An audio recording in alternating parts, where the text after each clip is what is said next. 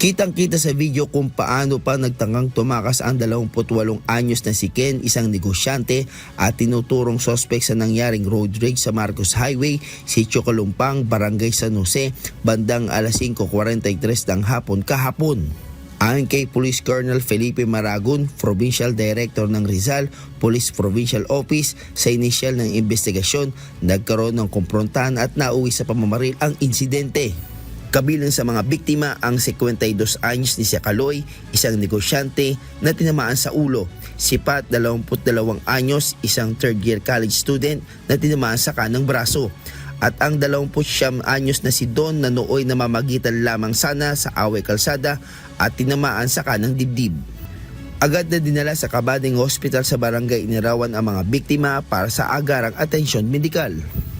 And nauwi sa tatlong na baril na mga biktima, nagkaroon ng tama sa ulo, sa kamay, at saka sa balik, sa chest. Dinala na ngayon sila sa hospital para gamutin. Dagdag pa ni Police Colonel Maragon, ang asawa naman ng sospek ay nabaril din nito sa hita at kasalukuyan din nasa hospital. Wala, kasi kitang-kita natin sa video yung buong pangyayari. At very clear na yung suspect ay siya rin yung owner nung sinasakyan niyang SUV. At ang naka-confront niya doon ay yung mga tatlong kalalakihan din doon na yun nga, nabaril niya. Nahaharap sa 3 counts of frustrated homicide ang sospek dahil sa pamamaril, paglabag sa Republic Act 10591, Comprehensive Firearms and Ammunition Regulation Act, at paglabag sa Omnibus Election Code ang sospek matapos makuhanan sa loob ng kanyang sasakyan ang isang caliber 9mm CCP-10C, isang magazine na may 15 bala, isa pang magazine na may 7 bala at 8 fired cartridge cases ng caliber 9mm. Paalala naman ni Police Colonel Maragon sa mga motorista, palaging panatilihin yung coolness, mag-ingat at sumunod sa mga trapiko, batas pantrapiko, at yun nga, yung pagdadala ng baril, lalo na ngayong election period, ay bawal po yan. At kung magdala man ng baril, ay dapat merong authority, certificate of authority na galing sa COMELEC. Jolits Matangat, humahataw sa balita ngayon. Good morning Luzon, Visayas at Mindanao.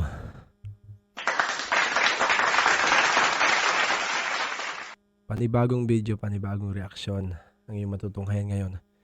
Ito mainit-init pa, kahapon lang ito nangyari. So, ito ang programa mo.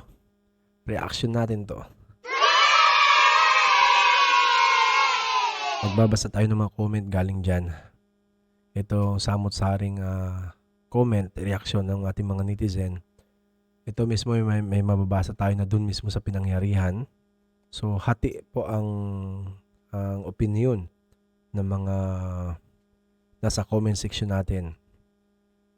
Tulad dito, mula kay MGFD, sabi niya, andun ako sa lugar.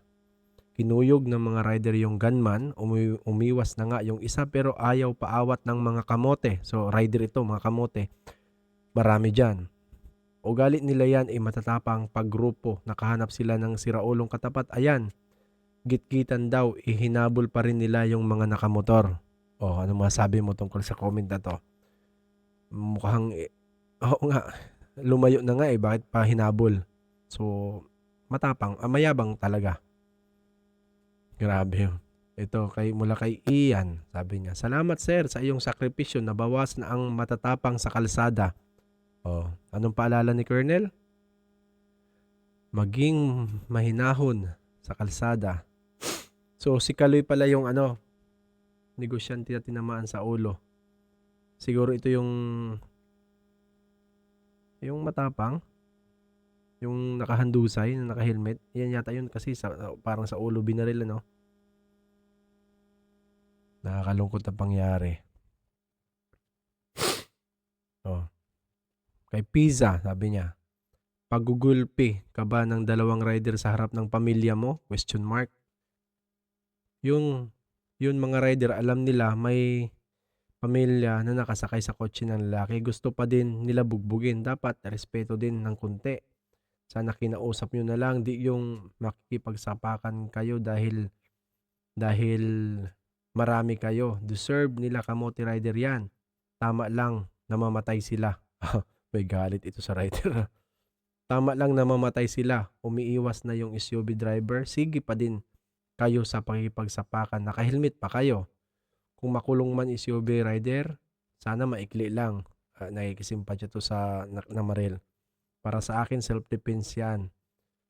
Mas lalo nandun pa yung family ng SUV driver kasama niya. Yung maliliit na anak niya. Oo nga, kitang-kita doon sa video. Kawawa naman, no? Hostesya sa Namaril. Yun na ba yung bago ngayon? Katulad nung yung pulis na nabaril ng kriminal. O, anong sinisigaw? Hostesya sa kriminal. Kakaiba na palang sistema sa atin ngayon, no? Colonel, wala kang kwenta magpaliwanag. Di ka pa yata kumakain, sir. Ano to? Ba't sa pulis na may galit? Maclean Balili. Oh. Ba't ganun na comment mo? Bakit ka kay sir galit? Mayabang kasi yung rider, inunahan lang, umiiyak pa, hinabol pa. Kung hindi na sana hinabol ng rider, malamang hindi na siya nabaril at walang ganyang pagtatalo. Mula kay JRDG. Oh. Mukhang maraming simpatya na kukuha dito ang ang Namaril Oh, tama lang, hostesya sa Namaril. Sigurado maraming basher dyan sa baba. Ikaw ba naman pagtulungan? Umiwas na nga, yung nakaputi, hinabol pa rin. Nila pinagsusuntok. Tumatalikod na lang siya. Ayun tuloy, naging kwento na lang si Kamote Rider mula kay paliligayahin ko kayo. Okay itong niya. So mula kay paliligayahin ko kayo. Kumbaga, RIP sa'yo, Kamoteng Rider. Ay nako. Bakit kasi ganun ang nakasuntok na, hindi pa nakontento. O, kwento ka na lang ngayon. Sabi niya dito. Mula kay Brumey Ramos. May isang anggulo po yung video na malapitan. Nakita ko po doon. Nagpigil pa yung lalaking nakabaril sa gilid ng daan. Inaawat pa ng bystander ang isang rider na naka-helmet with blue and red long sleeve shirt. Oo. Tinamaan pa nga sa panga ang lalaking namaril na may SUV. Parang nahilo pa nga siya. Kaso nung papalayo na siya, hinabol pa rin ng dalawang rider na nabaril niya. After that, bumunot na ng baril ang naka-SUV at ayun, nasapul lahat pati kasama niyang babae. Palagay ko may element of self-defense ito. Ang korte na lang ang maghusga sa kaso. Oh, di ba? Mukhang kinawawa nga talaga dito yung namaril, Kaya tama lang, hostesya sa namaril. Sigurado dyan sa baba. Baka may maraming basher nito. Yan, nakahanap kayo ng katapat. Ngayon, pabiktim kayo kasi nabaril kayo. Sana'y tumawag muna kayo enforcer o pulis bago nyo hinabol. Saka pag wala naman masyadong damage, wag agad mag-angas. Malay nyo, mainit ulo. Mula kay Joseph Minyano. Kasi nga, matapang nga kasi dalawa sila. Oh. Sabi niya dito, kay Kang Yuna, self-defense ang dahilan dyan. Merong POV video, mga nakamotor. Kitang-kita sila mismo yung unang nag-cut dyan sa four wheels. Tapos inunahan din sila ng four wheels at dun na hinabol ng mga nakamotor yung naka four wheels. Hindi talaga nila tinigilan hanggang sa umabot na dyan sa barilan. In short, yung mga nakamotor talaga ang nag-initiate ng away dyan. Imbis na pinabayaan na lang yung naka four wheels.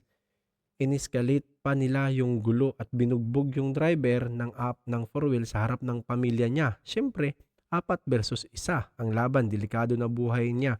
Kaya naglabas na ng baril. Sabi niya, lesson learned, huwag kang mag-aanga sa daan dahil hindi mo alam kung sino-sino ang may psychopath na driver dyan sa daan. Riders, fuck around they find out. May tama talaga to. May tama to si Kang Yuna. Totoo naman. Mula na kay Margaret Chua. Yung karamihan kasi sa mga nakakamotor, o to be honest lang ha, walang bias. Karamihan sa nakamotor, singit ng singit. Tas pag nasagi, nag-aangas yung iba naman nakamotor, laging nasa gitna ng daan kasi nasa batas sa dapat nasa gilid lang sila. Pag binubusinahan mo, magagalit pa. Oh, may kasalanan naman dito ngayon mga rider. Ang iyong lingkod po ay naging rider. Naging rider din po ako.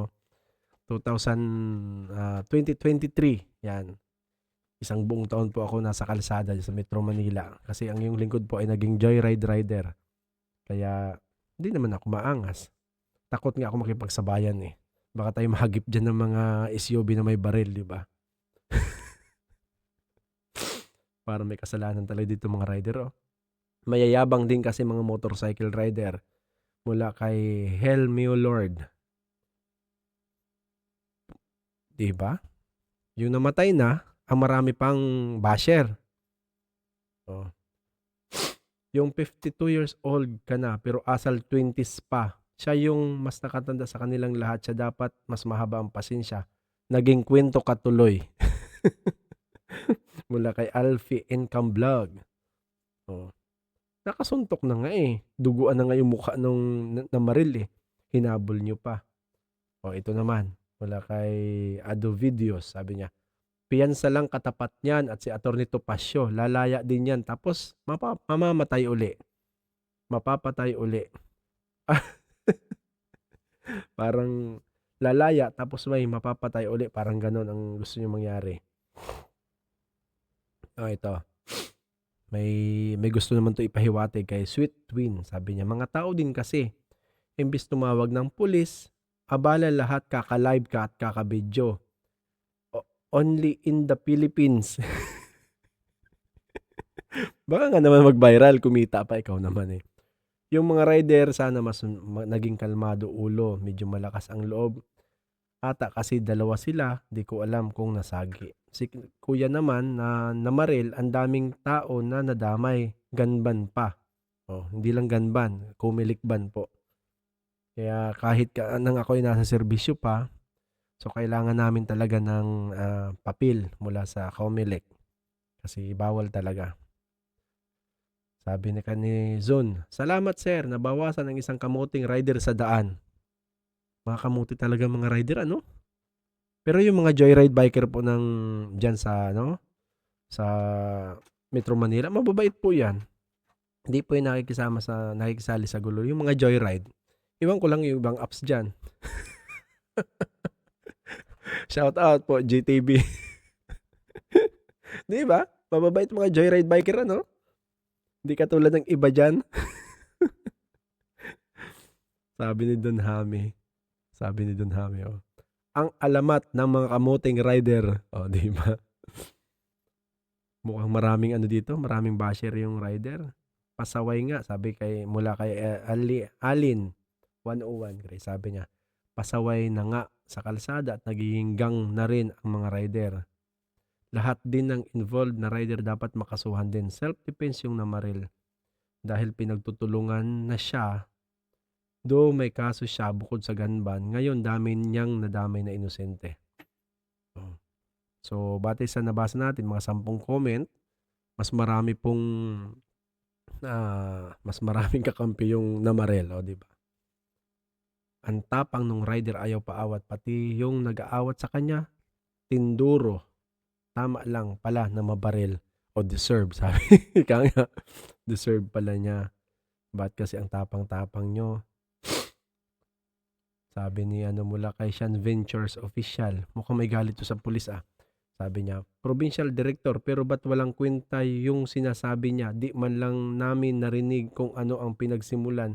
Kasi kita sa video na lumalaban ng fist fight driver ng SUV, pero nung pinagtulungan na siya, andun na bumuot ng baril, wala na ba kayong masabing mas maganda? Ha ha ha, kulang-kulang eh.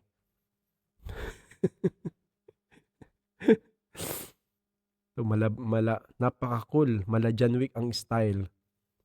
Oh, cool na cool ba bumaril? Ay, nako, John Wick. Kwento na lang tuloy si Kuyang. Anak mayaman, alam na, pera. Mula kay Benny Maclang. Oh, last na lang po ito. Sabi ni Mark Hill Gaitan. Sabi niya, yung iba kasi mga rider akala kasi nila kapag may kinuyog, yun na yung may kasalanan. Kaya nakikisali na kulturang Pinoy na yan.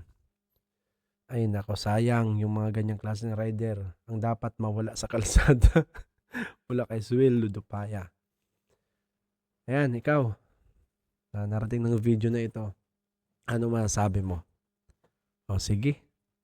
Diyan ka na rin sa comment section magwalwal. Yan, siguraduhin po sa naka-subscribe na sa ating channel. At pakipindot na rin ng notification bell para lagi maging updated sa ating mga susunod pang video. Salamat mga koys. Ingat po sa kalsada. Paalam.